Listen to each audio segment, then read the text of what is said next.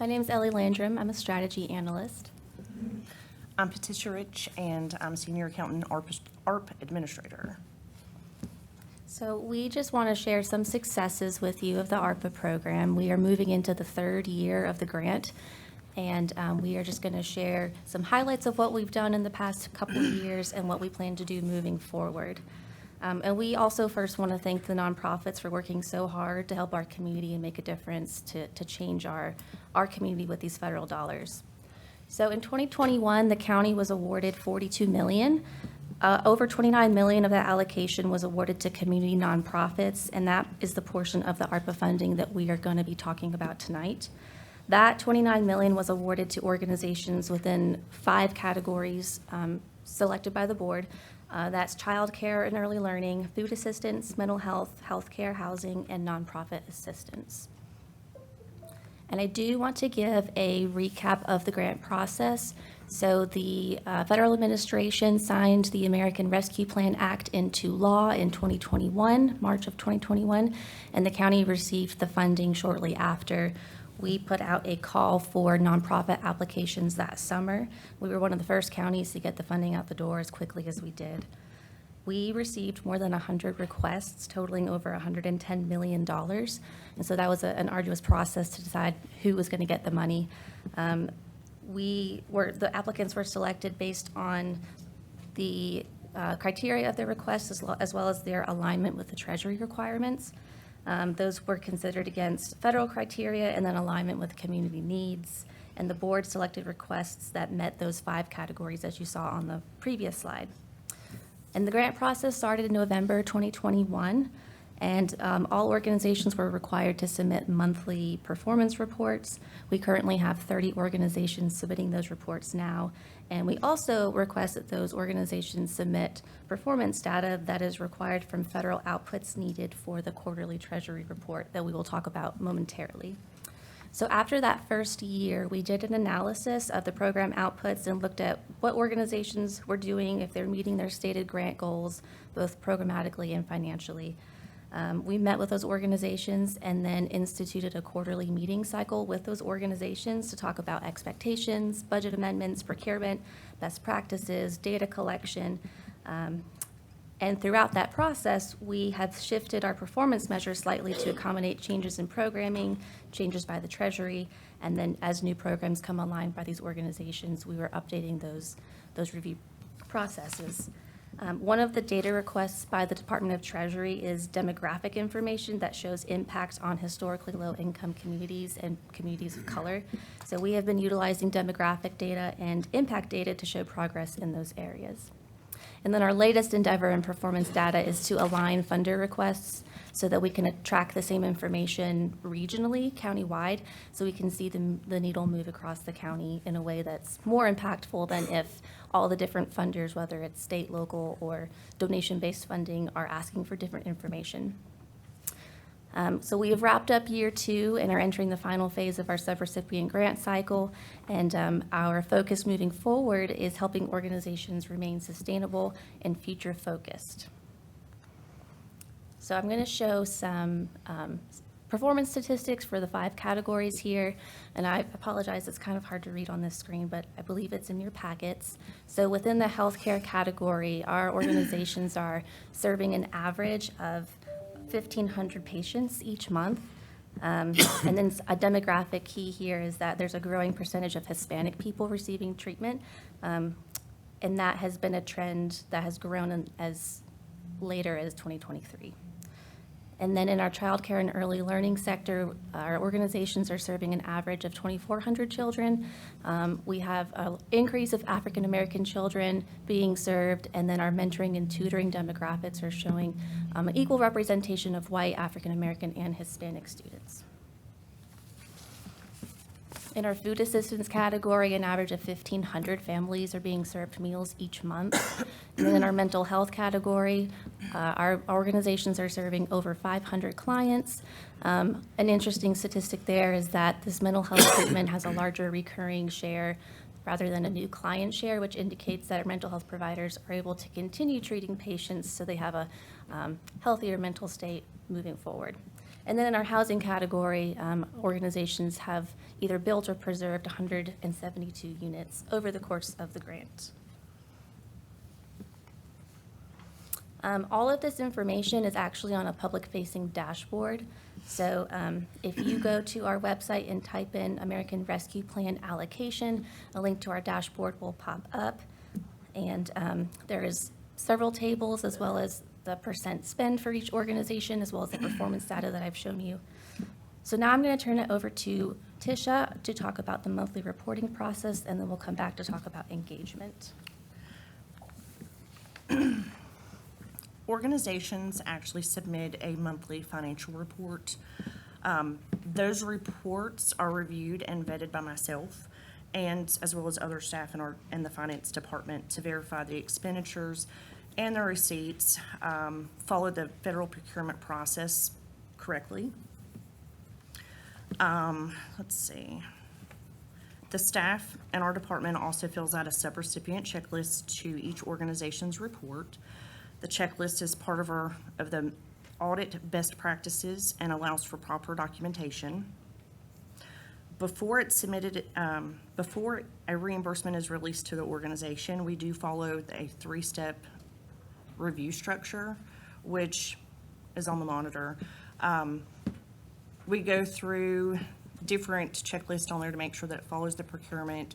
We have at least 3 different signatures to sign off on it before it's submitted for payment. We also have a quarterly report that we submit to the U.S. Treasury, and that report includes nonprofit expenditures as well as county expenditures. The Treasury report is a culmination of financial and performance data. Expenditures for each funding category are reported along with programmatic data. Of the nonprofit allocation, the $29 million, the $13 million has been spent and reported to the Treasury. The nonprofits have nearly $16 million remaining to spend. All the organizations will be submitting a spending plan this month. This plan actually outlines their timeline for spending the remaining funding and any roadblocks they may be facing in spending their award in a timely manner. And then staff will review those plans in January and decide how we move forward. Oh, I also have a U.S. Treasury report that we submit quarterly if anybody wanted to review it. This encompasses each, it's like 500 pages. It encompasses each nonprofit, their reporting tier, just different information for each one and how much they've spent quarterly, as well as cumulatively since we started the program. Just some light reading material. Yeah. All right. One of our biggest breakthroughs with the ARPA program is around engagement. Throughout this process, we've learned how to improve our program administration and our connectivity and communication with the community. And so that's led to some more internal accountability and support. So when we did sort of an internal audit back in November of 2022, we saw that there was inconsistent submissions, there wasn't a whole lot of coordination, and we were missing an opportunity to make a collective impact within the ARPA funding that we have. So we also found that some nonprofits had varying degrees of sophistication. Some had never had a grant, let alone a federal grant. So we had to adapt to meet those organizations where they were, work to bring them up to speed, and then help them grow to be sustainable. And when we talk about sustainability, we're saying that we want this work to continue even after federal dollars are gone and the county is not putting any money towards them. We want these organizations to be able to serve the community and partner with us, but not necessarily with our money. So we designed these quarterly sessions to work towards those 3 issues that we found. We wanted to develop relationships between the county and the organizations, and then develop relationships amongst those organizations. We needed to provide support and training and build program sustainability. So organizations have now been networking, and they're able to clarify information, listen to what is and isn't working amongst themselves, and then get ahead of issues that were taxing both to them and to us, our legal team and county management. So here is a timeline of our engagement activities. We started this in November of 2022. In February, we had United Way come in, as well as CHA, to talk about results-based accountability. That following May, we had procurement training because we had some changes from Treasury about our procurement. We also had some behavioral health focus and strategic planning sessions in the summer of last year. Centralina came in November to talk about sustainability and grants readiness. And then looking forward, this month, we will have spending plans that are due. We will be wrapping up a lot of the organizations in May, and then in July, or whenever funding is spent, organizations will be submitting their impact reports. And we do look forward to sharing those impact reports with the board when they come through. So some key information here. The 30 organizations in total are serving over 6,000 people per month. This is a list of organizations based on their funding category. They're doing a lot of great work. And we just want to stress that our continued focus is on aligning our data collection to our county goals, namely our advancement goal with the new strategic plan, and in connecting residents to all of county services. We want to support collective impact and networking, and when we talked about collective impact, that's working together to achieve common goals and then communicating those common goals correctively. We want to encourage sustainability and then have consistent monitoring and compliance with federal regulation. And then our discussion item for today is just, are there any ways other than with county dollars that we can support nonprofits in this final year of ARPA funding?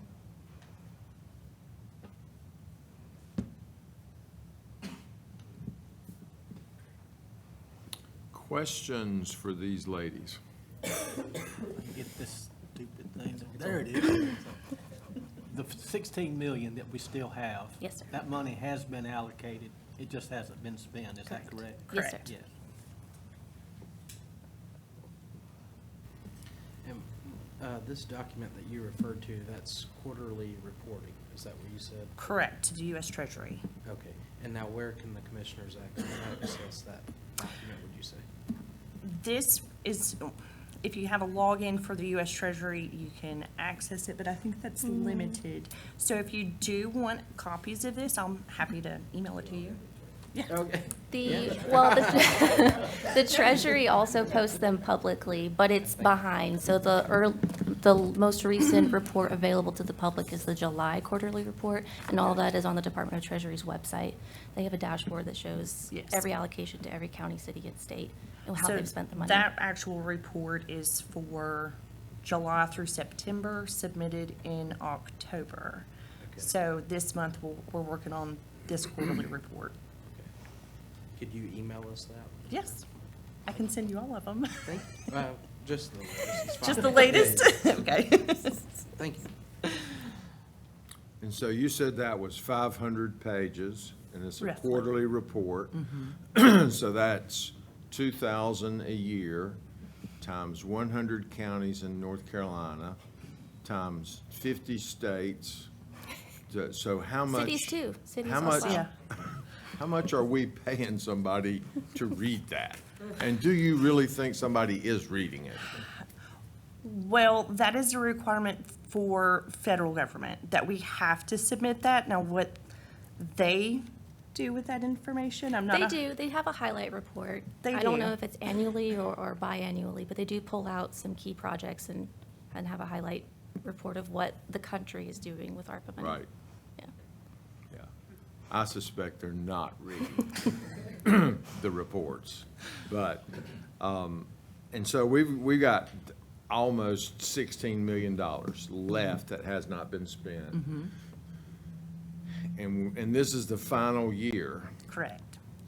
And so somebody's going to have to really step up their programs in Right. order to accomplish that goal. And so two questions. What, do we have any funds now that have been reverted back that need to be reallocated? Or does that opportunity even exist? Well, with the, excuse me, the spending plan is where we ask for them to reevaluate where we're at. Right. And where their spending's at, because each organization has different timelines. Right, So some may be monthly reports where they're constantly using the funds weekly and then report monthly. Where we have other organizations, like Atrium Health, they have a bigger project, so that money's gonna, a larger amount of money is gonna come at once. right. So even though it may not have been spent, we do know what their plan is. Once they submit the spending plans this month, we will review it as a group, and make sure that they're on track to spend by that date. If it's not spent by that date, then we will reevaluate and see, do we give it to another one of the organizations? Do we reallocate to a different category for what they were spending for, or if their needs have changed over time? Yeah, so we will not wait till the end of the program. and No. be Well, and I don't say that in a critical way at all. I'm sure that, as you mentioned earlier, some of these nonprofits have not had experience in this area before, so there may be things that they thought they could accomplish that once they get into it, they couldn't. So yeah, and so that answers my other question, what happens at the end? If all the allocated funds have not been spent, and it sounds like you've already anticipated that and have a plan to Yes. try to make sure that doesn't happen. We will not be sending any money back No. to Yeah. the federal government. We've had other organizations already reach out and request additional funding Right. because they were able to spend it quickly with their need. Right. But we've had to pause that to reevaluate the other organizations first, to give them the opportunity since we did have an agreement with them. Yeah, and so all the funds are supposed to be spent by the end of calendar year 2024, or does it go on fiscal year? Technically, it's 2026. They have to be obligated by December 2024 and spent by December 2026. But we are Okay. asking nonprofits to wrap up in June of this year to give the county time to reobligate by December. Right, Yeah, I think that's the key part, is what we're asking them to do with these spending plans is if we don't feel at a staff level comfortable that they can spend those dollars by the deadline, right. we'll come back to you with a recommendation to take that funding back and reallocate it for another purpose. And we have between now and the end of this calendar year to do that. Yeah. Well, and I certainly applaud the things that you outlined as far as getting some of the organizations together and talking about sustainability, which is a great conversation, but have you found any solutions? That's a lot of funding for those organizations to raise locally. Right. So, Part of that conversation is how do they work together rather than separately? I think they feel like they have to compete against each other for dollars. And no, they don't have to. They can actually apply for funding together as a group. And actually, their applications are considered more favorably if they come together. And if 5 mental health providers come together to apply for a grant towards mental health, they're more likely to get that money and that support if they're Right. working together. So we've had that conversation and tried to help change their mindset about it's not competing, it's working together collectively. yeah, and that's probably something they've never done before, because they haven't had the platform to Right, right. do that. So they're working on continuing those quarterly meetings outside of the county involvement. So they're hoping to elect a chair or someone to help coordinate those so they can stay connected even when the county steps back and no longer coordinates those. Right, and of course, in answer to your question about other ways other than financially, that the county can support those, I just think aloud and wonder if maybe we would be beneficial to continue in that, not a funding role, but in a coordinating role, being that impartial person, group that brings some of these Yep. organizations together. That's the first Certainly. thing that comes to my mind. Thank you. Yeah. Yeah. Other questions, comments?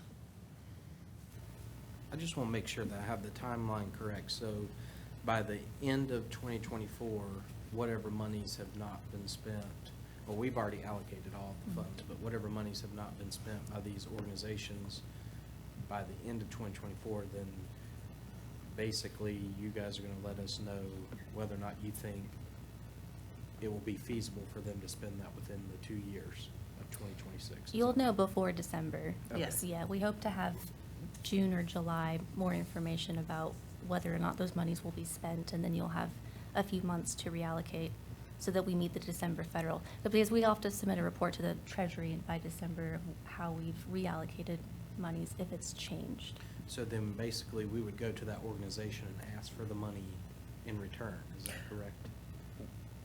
Well, it's a reimbursement based, so Okay. they don't have the money up front. Okay. We would just have that conversation with them and discuss, which they're already aware of, about the spending plans and allocations and thinking about where their path is going.